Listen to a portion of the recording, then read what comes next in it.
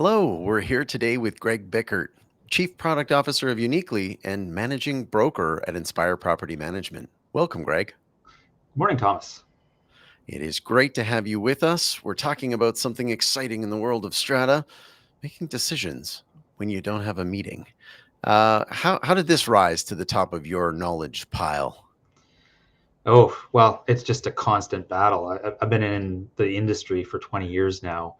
And I mean, I went from phone calling and showing up at buildings to now the way it is for everybody. It's almost all emails, maybe text messages.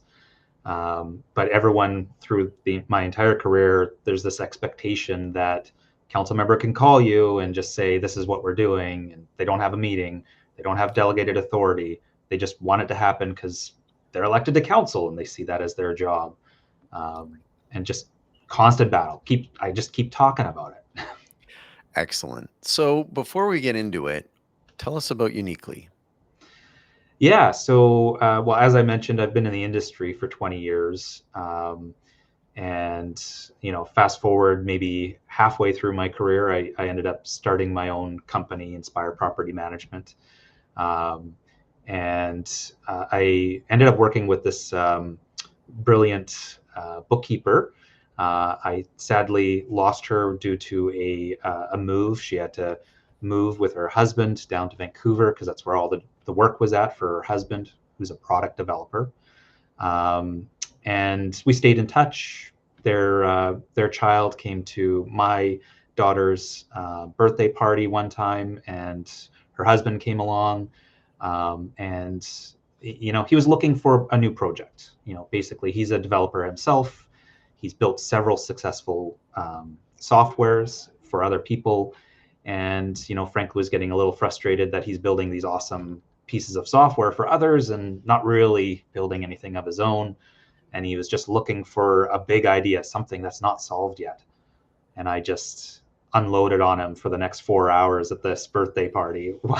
And he got inspired, did a bunch of market research, and basically confirmed, there's a lot that we need to do to solve what the strata managers are doing. And in our case, we're focusing on communication for strata managers, primarily in email, but all forms of sort of written communication is our focus, streamlining that process using AI. Excellent. And obviously, your inspiration was your career in the strata management world and your time at Inspire. Tell us about Inspire. So yeah, Inspire Property Management, I started in 2015, and I was at a company before. It was one of the largest in the Okanagan. It ended up being bought up by a larger company elsewhere, or from elsewhere rather. While that was sort of happening, that's kind of when I decided to move along. And I learned a lot from that company. It was some good, some bad, but you learn a lot from all of those things. And when I started the company, I wanted to do it a little bit differently. I wanted to be more people focused, which I mean is probably everybody sort of says that you want to take care of your staff better than you were treated at the previous company. But I've tried to do that throughout. We're very supportive of families, the women in the office, people with disabilities, and so on. We try and think about these things actively and talk about it actively, and be very supportive. And it's led to the Ethics in Business Award from our local Chamber of Commerce, other similar sorts of recognition. We're a top fundraiser for Special Olympics Canada through Motion Ball.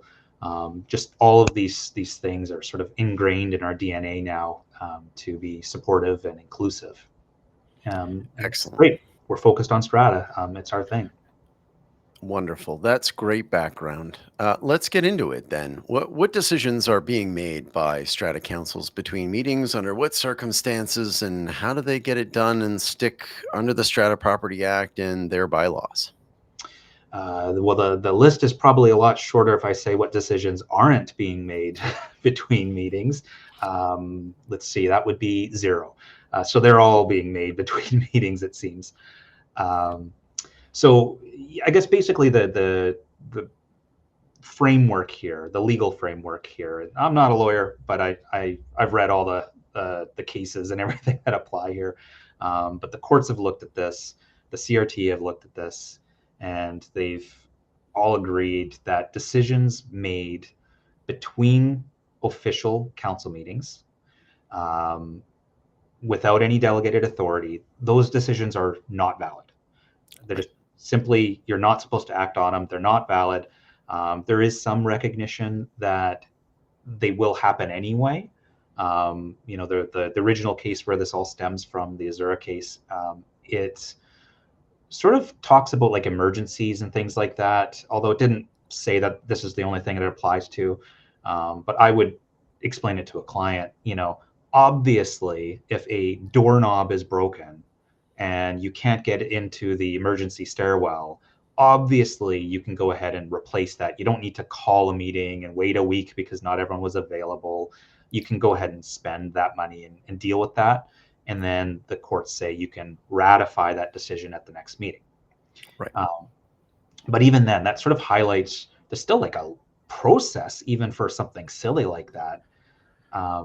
So when I'm talking to a client, I'd usually start there. Like, why don't you just delegate authority for spending on certain types of things? Maybe just Right. even label emergencies, right? For emergency spending, council can spend whatever is necessary, um, whatever they feel is appropriate. Oh, my background just faded. There you go. You can see on my spare Your desk. office. Yeah, should have cleaned up a little more. It's a strata management job. What can I say? Busy. But yeah, if you delegate authority and you need to spend money, then you don't have to ratify it. It's pre-decided that you can spend the money. That's a good starting place. That's a great starting place. What amount of budget can be reasonably placed into this emergency spending category? Yeah, emergencies are hard though too. As Yeah. a category, right? Because it might be roofing and there's a water leak, and that's pretty straightforward. You just call the roofer, do what's necessary to stop the water coming into the building. So carte blanche is fine in that sense, right? But then there's all that squishy stuff of like, well, is it immediately necessary, or is it just like urgent because the hot water's off and people are going to have to, sponge bath for the next week versus 2 weeks from now or Right. something? Yeah. Um, that makes it difficult. Right. So you probably want to have some guardrails on it, and I think that's another good area to go into. So look at budgets, look at what is the cap, or do you want to set conditions on when people spend money uh, with that authority?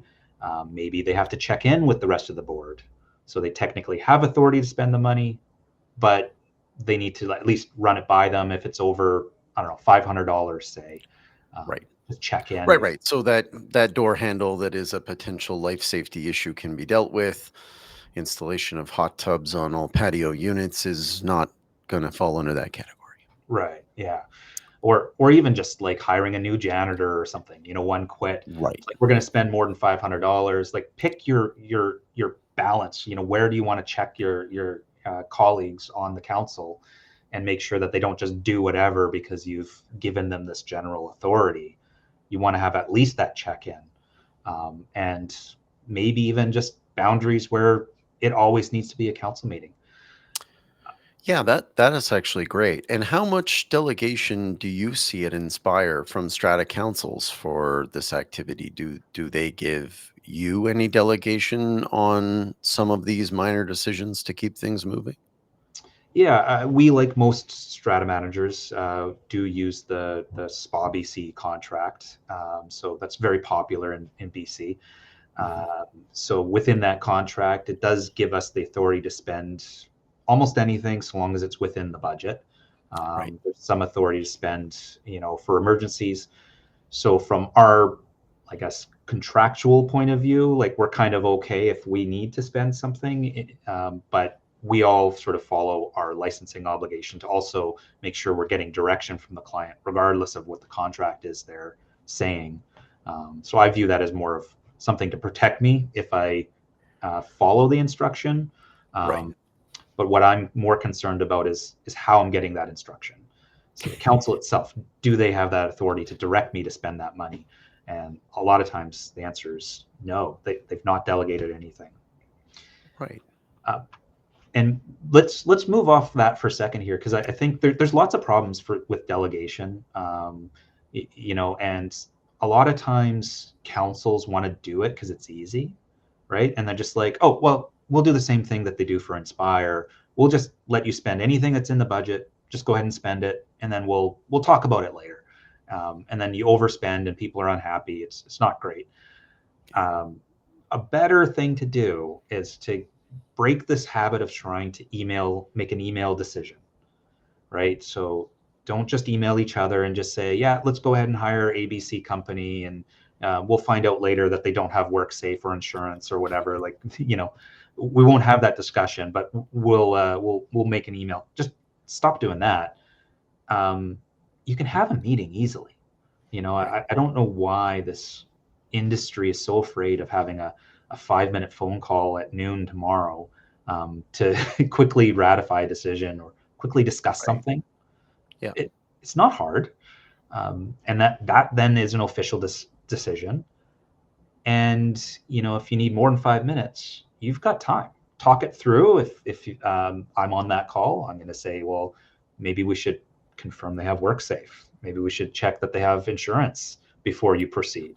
And then maybe they say yes, but subject to those conditions or whatever. Makes sense. Yeah, Yeah. because you don't want to meet again tomorrow at noon. And you know what? If we do, not a big deal. If you have 5-minute scheduled meetings like that, you've agreed, you've kind of had the discussion by email, and now you're hopefully mostly firming it up. They should be quick like that, and then they're official. Hmm. But then you don't necessarily need to have this again, the delegation where they have carte blanche and they spend something. It's like, well, this is important, but we all agree it's important enough that we'll have the meeting tomorrow. Let's do it tomorrow at noon. I mean, I've got a phone system where I can just auto dial everyone on council, and just, meeting starts, everyone's phone is ringing, they all just pick up and meeting Right. starts, right? Well, that's pretty great. How do you track and report on decisions then? Whether they're between the meetings or whether they're these sort of mini meetings. Yeah, I mean, that is, I mean, I gotta certainly talk about what I do, but it is a big problem in our industry. Right. That is a number one issue that strata managers bring up, right? How do you keep track of all of this? Yeah. Um, and I'm gonna reframe that slightly, just Please. because I think a lot of times the question is coming from the perspective of how do I create minutes from the email discussion? And from that perspective, I'm usually saying, well, actually, that's just telling me you don't understand what's happening here.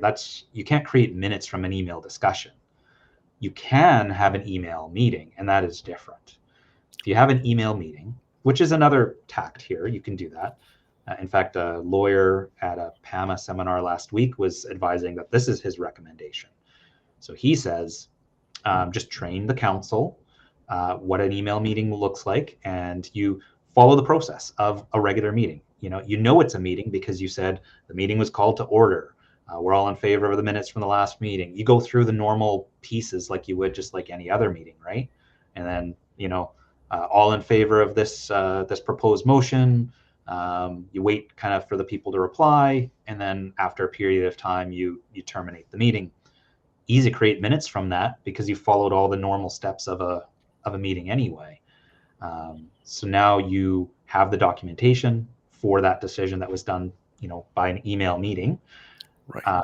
versus just email discussion, which again, not valid unless they've had that delegated authority. I have never heard of an email meeting, and I kind of am dreading the inbox situation of a discussion among multiple board members over a period of time via email. I Is tend this a to agree. tool? Is this something that you've got an idea for, or No, I tend to agree. Although it's not as bad as it sounds, frankly, but right? it's still not my favorite.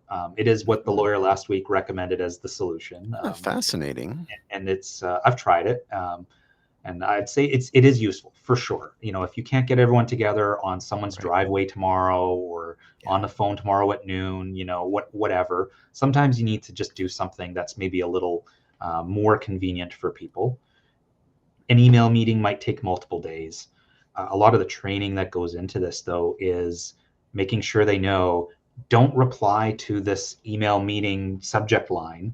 That thread is in the meeting. Other emails need to be in a different subject so that they're not getting mixed in.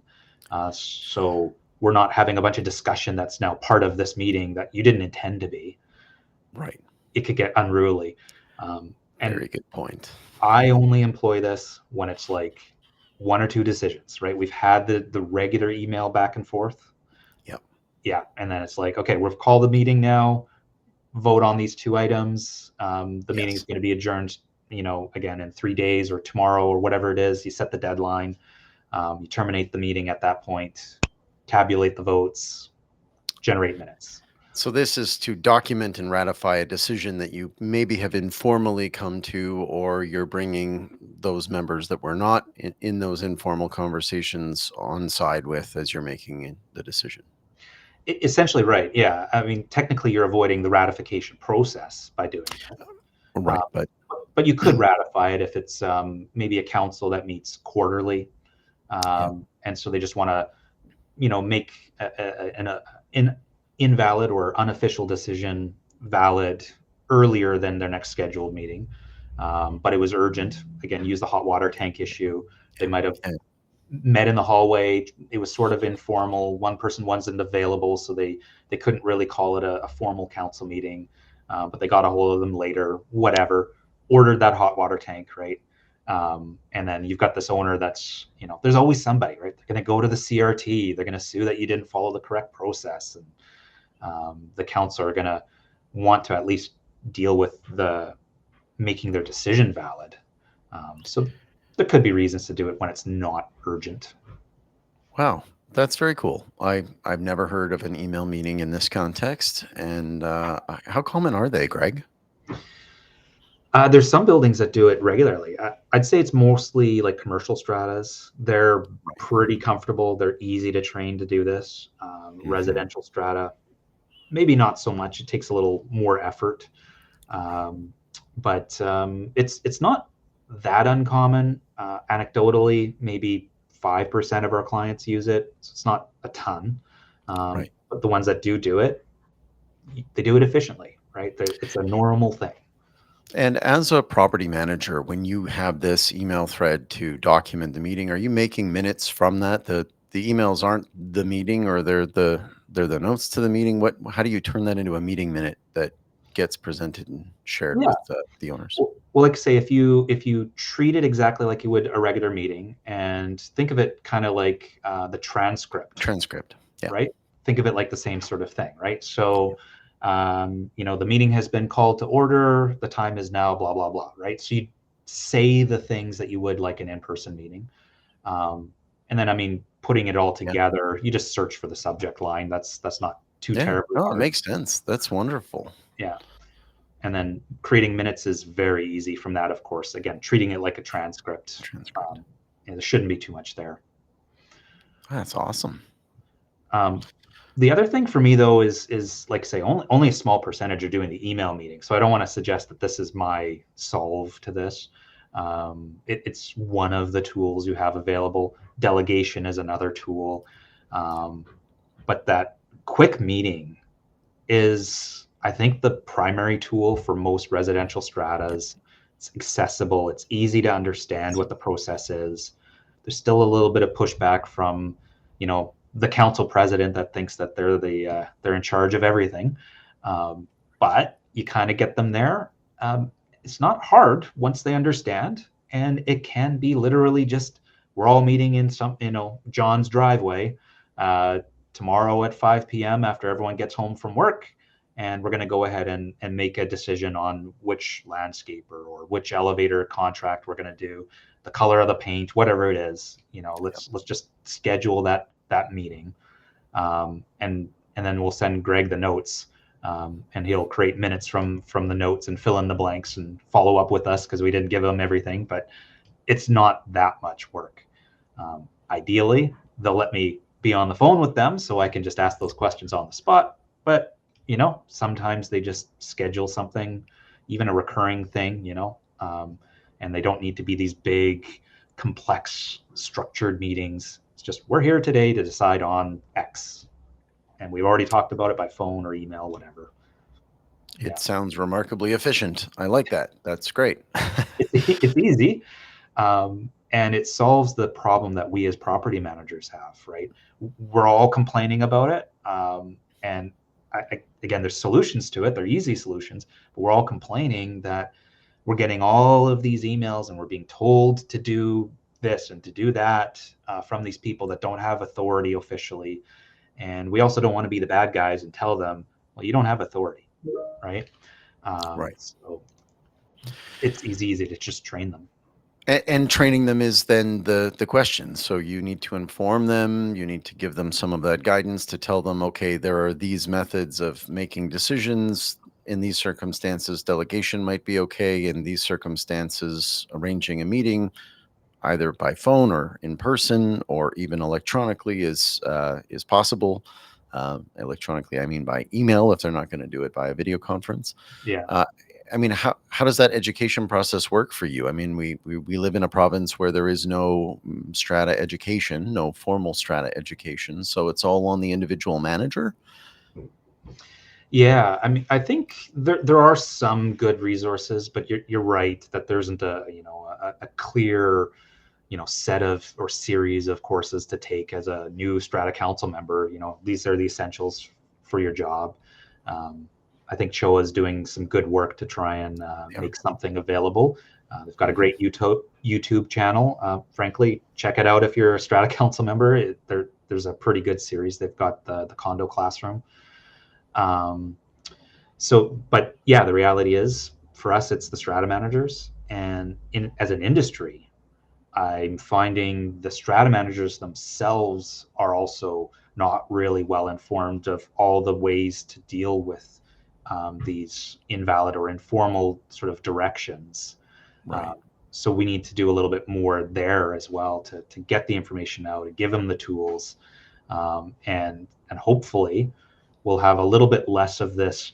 Well, John, who manages my strata that I also own over there, he goes ahead and just follows my instruction. He sends me, I send him by email. How come you won't? If we educate And you John. can see how young strata managers who are entering the business could get quite quickly turned by strata council members who said, well, we've always done it this way. And, so I can see them sometimes being pushed around, if you will, by what they think is appropriate, practices for making decisions. So Yeah, interesting. absolutely.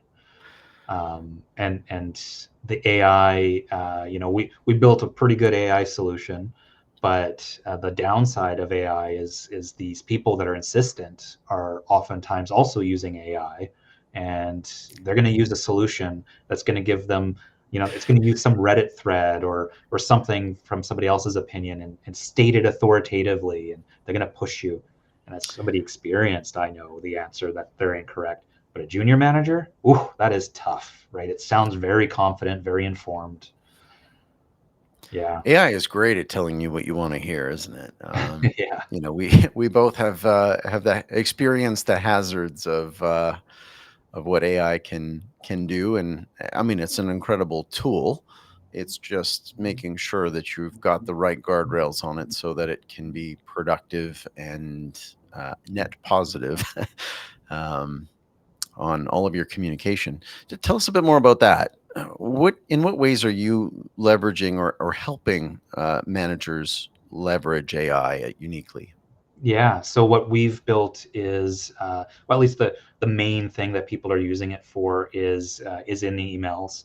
So we've built an add-in that sits in your Outlook. It connects to your client's bylaws and minutes, basically everything that's on your server related to the client that you want to make available to it. So you don't have to upload or anything. It just connects and finds the relevant stuff. And yeah, you get an email. Somebody asks you, can I get a cat? You can quickly pull up the bylaw, quote the bylaw. I can double check it just by, the add-in lets me link to it. I can pull up the bylaws that way, so I don't have to go to the server, open it up myself and read it. I can just click the button, confirm that it's given me the correct answer, of course. We're confident that it is doing that, but we still say, we're professionals. You're in charge. AI is not 100% perfect. Do not rely on it. It's not ready to be, everything automated. So we've built around the professional staying in charge, but we keep working on giving correct answers and improving the quality.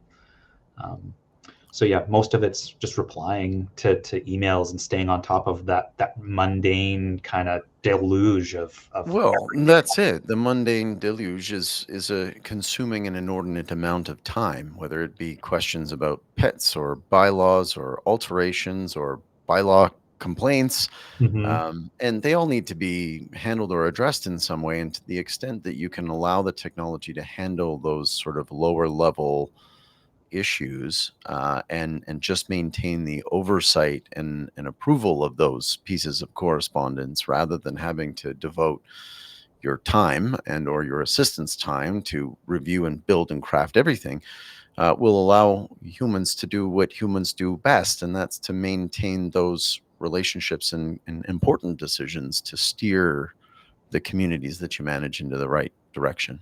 Yeah. And one of the things I didn't exactly expect, and maybe I should have, but I didn't really expect that, the reception of it from the other side would be so high. Owners actually ranking. We've had the, fortunate, uh, opportunity to survey some of the strata managers' clients before they were using our service and then after. So they were ranking how their communication skills were, and they're saying Right. like, actually dramatic improvements, which, like say, was a surprise to me. From one of the companies being one that I assumed was very good at communicating. The clients Right. still said, "Wow, that was a big improvement." They didn't know what I came. guess it's Yeah. a combination of speed and clarity that they would be experiencing. Is that accurate? It's yeah, speed, clarity, and it's the little things that really, again, easy to say in retrospect. They make sense, right? It's the acknowledgement of the problem in the email. So if I'm busy without AI, I used to just address it. So answer the question, assume everything they understand because they sent the email, so it's in context that way. But when the AI does it, it takes a second to do the things that I really should have done all along. Right. Repeat the question. Reiterate. Yes, I Yeah, have. I have you. affirm it. Yes, that Yeah, that I understand context. your issue. That must be frustrating. Say those niceties, affirm the problem, then answer the question, provide details of it, an explanation of how the Strata Property Act works or what's applicable. I might not have done all of those things. I might have done a smattering of those, over a series of emails. But who has the time, right? That we're just trying to answer basic things. Yes.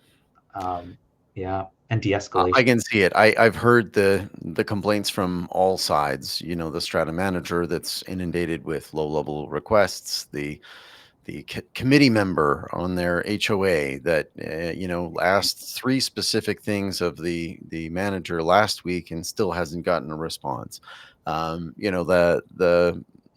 The range of perspective is really key in the way that you're able to build technology that will kind of immediately acknowledge, um, provide them with that polite answer, and then if there is something that requires follow up, make sure that that happens too. Would be really powerful. Yeah, I think there's lots of solutions, lots of tools available and different approaches. Some of it's automatic. We're seeing portals people are adopting.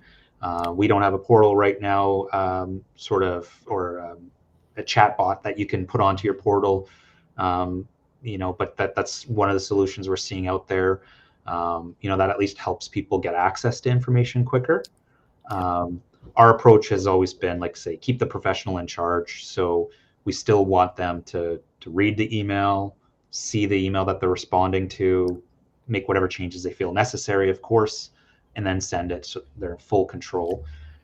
And then you've got now, I think, higher customer satisfaction as a company versus a chatbot, because people still, although they appreciate getting an answer quicker, they feel like you've pushed them off to the machine and they don't Yeah, really they appreciate. definitely do, and quite often we find that a chatbot is not adequate to fully explore the issue. It might answer your cat question quickly, but things are often more complex than that, and there's more nuance than a chatbot can Mm. handle. And Have you well, been able to?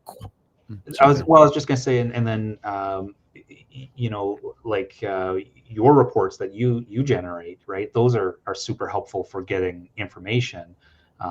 That would take like, I mean, a ton of different emails and different things for the manager to even answer. You know, you're not going to delve into that detail anyway for a realtor, right? Yeah. So there's all kinds of tools. I think that we need to start applying more and more of these tools. AI is part of it.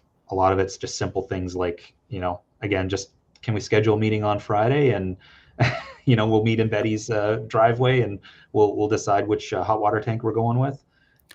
And actually, those are the human decisions and the human interactions that you have. I'm not in a strata. I'm in a non-strata row house, which is an unusual construct. But Mhm. we redid our roof. Cedar was here before. The neighbors didn't have it. We showed them the product that we were going to use and said, "Do you like the gray or the brown one that matches the existing cedar or black?" And the vote was for the color that blended in, and so we have, and you can drive into our cul-de-sac and you don't notice the difference, and everyone is happy. So, Mm. the human decision is still very much there when you have neighbors, and I think that that's really important. I was Yeah. going to ask you next, Greg. Like, have you been able to quantify what this means for a manager with this improved, not only communication from the perspective of the owner, but in terms of freeing up some of their time? We have, you know, frankly, with AI, I was just saying this to somebody this morning, you know, any information you have from last week, it's already stale. But yeah, we have some sort of recent information. So we did a case study with a property manager in BC, and he'd had struggled with his portfolio. He was trying to make more money. He's a commission environment.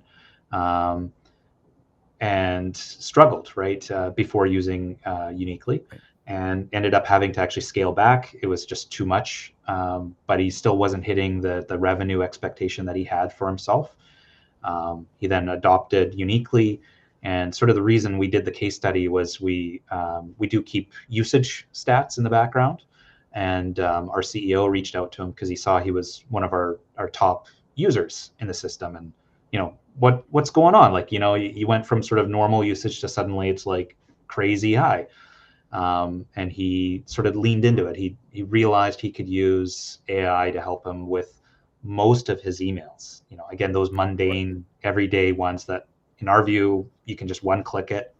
Well, not in our view. You literally can. You can one click reply. It generates it. It's ready to go.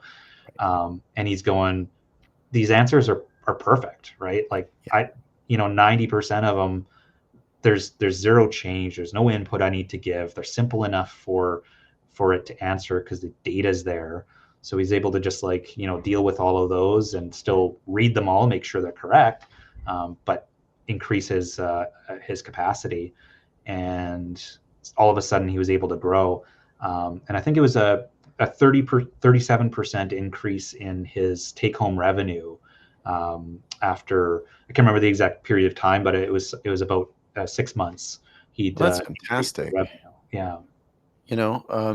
You think about this industry, and it's kind of frustrating to look at it because the average manager is responsible for many more communities than I would have expected, and Hmm. it varies based on your geography and the types of communities that you're serving. And but in some parts of North America, a manager will manage one or two communities, and they are paid to manage one or two communities. And here, the expectation is that a manager can handle a very large portfolio, and I have heard numbers that are, pushing 20. Um, I don't even have the mental capacity to organize 20 strata corporations well in my mind. I mean, obviously, it's not my skill set.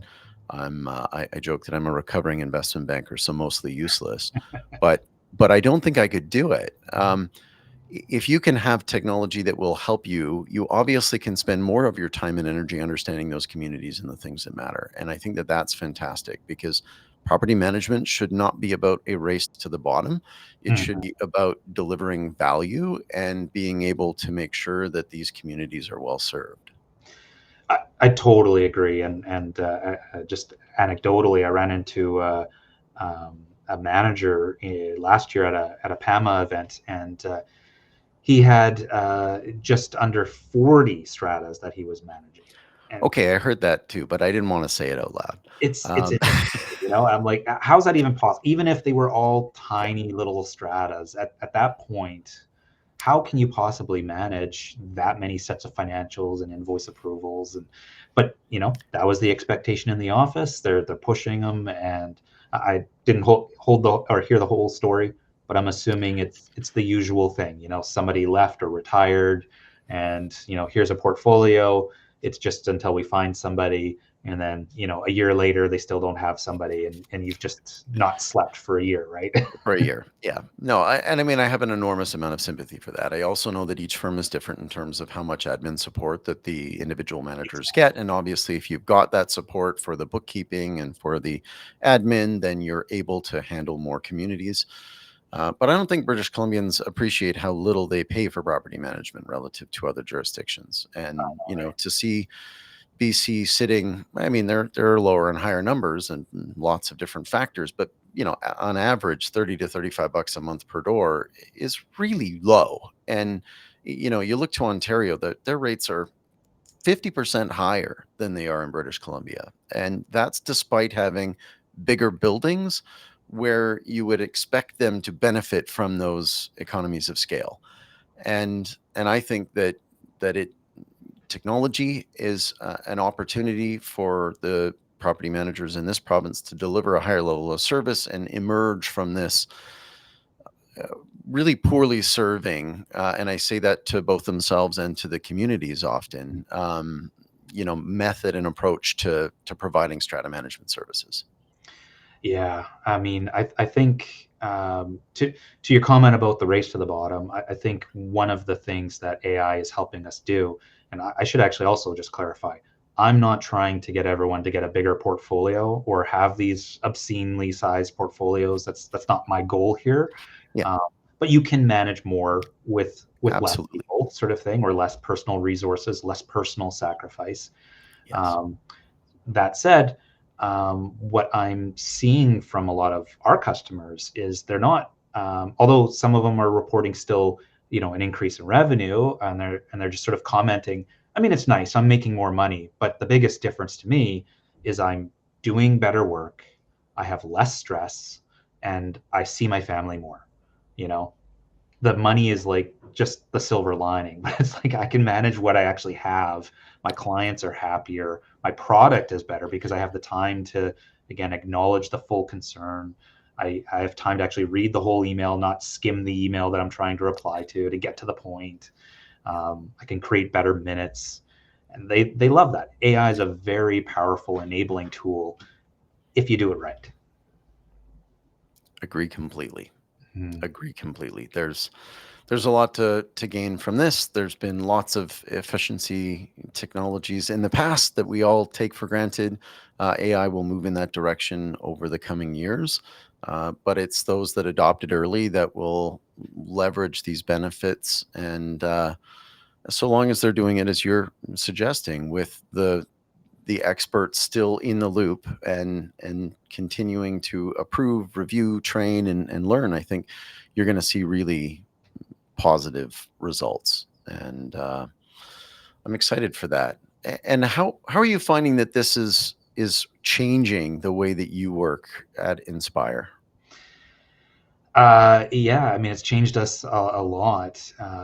We're no exception. We thought our clients saw our communication skills as quite high, and we did our own little survey, and again, saw some pretty dramatic increases in how our perceived communication quality had improved.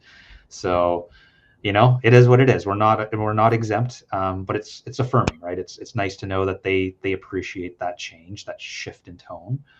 um, Microsoft had a problem. It happens about once a year, maybe every other year. Servers go down, and we had I think 2 hours or so that Microsoft was down, right? And our services are hosted in Canadian servers on Microsoft. And I was in a meeting, but I could hear the conversations in the hallway, people sort of joking. Well, I mean, Unicli's not working. Should I just go home? Like, what's the point? Doing this the old way. I mean, who knows? It's going to take me a full day to get through my emails now, right? And I That is usually get very done by funny. noon. Well, Catherine commented earlier that we can do hard things. Talking about the strata managers and the strata management industry. So a little cheer from her. Yeah. And I think Nick, who loves the email meetings. So Yeah, that's no, my I hear you. When you founder. when you lose those technology tools that you've started to take for granted, it can really hurt. We we've all been through those email outages at our big firms at some point in our histories, and well, what were you going to do? You really couldn't send anything. We all come to rely on all of that stuff, but that's Yeah. great. Greg, is Um, there anything else that you wanted to raise today that you think that Strata council members or Strata managers out there should know? I guess I just want to sort of mention that although I'm talking about this as a BC centric thing, the interesting thing is this is worldwide. I've been reading about this a lot. Australia, Yeah, in the US, U.S. Yeah. they're all talking about the same thing. They're getting this sort of unofficial direction from their committee members, their board members, council members, and they don't know what to do. It's not official. They don't have proper delegated authority. And what I was talking about earlier, it's the same tool set worldwide. It's all practical stuff, with maybe the caveat that email meeting itself, you really do need to look at the local legislation. Not every area. There's definitely parts in the U.S. I've encountered that don't permit electronic meetings. They literally require everything be in person still. So it's not everywhere, but if it's enabled, that ability to have a phone call, have a Zoom meeting, or just call a meeting by email, get it done that way. It can work for you. Um, you've got lots of tools available, and let's make the job easier, and maybe push back a little bit that I can't take your um, improper direction, but I can have a meeting tomorrow at noon for 5 minutes, and we can make that official. How about we do that? And suddenly I'm not acting in sort of a tenuous sort of situation. I can get lawful direction, and they can make a lawful decision. I think that's fantastic. I certainly didn't know all of the different ways that it was possible to maintain effective decision making between meetings. So this has been really informative for me. Where should people go to check out Uniquely and learn more about that business? Yeah, so unicli.ai, spelled unicli.ai.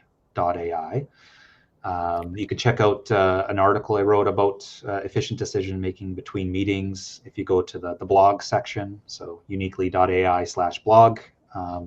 It's sort of recent. I think it's maybe 3 posts ago. So if you're watching this now, it Great. should We'll still put be a direct up. link under this so that everyone can get to it. Yeah, I've approached it from the global aspect as well. Definitely peppered in some BC stuff because that's where I'm from. That's what I know best. But check it Yeah, out. the problems are worldwide. Our terminology is similar to Australia, but other than that, we're all dealing with many of the same issues. For sure. And I'll just plug that I do also have a link to an older article I wrote for Inspire Property Management, which only operates in BC, so it's very specific. But that post does include some examples of resolutions you could propose at a council meeting when you are trying to delegate authority. I didn't want to get too deep into the weeds in this conversation, but just Yeah. quickly, it addresses some of the things you should think about. Again, like work safe, like maybe council members that are going rogue and sort of being a bit tyrannical. Setting some of those checks and balances while you're delegating that authority. I've got some samples there you can use. Wonderful. Yeah, all of those situations have come up on our previous talks. So Mm-hmm. I think all of that will resonate, and I will put another link to that one underneath this stream. So Fantastic. thank you again very much for that, Greg. We've had some support continuing to come in on social, so that's very nice. Thanks, Catherine. Next week, I'm going Love to be that. joined by Matt Strangeman of Condo Assist. He's out of Calgary, and he's going to join us to discuss condo document green flags and what smart buyers are looking for in condo communities. So thanks again, Greg, for joining us. We'll see you again soon. Thanks for having me.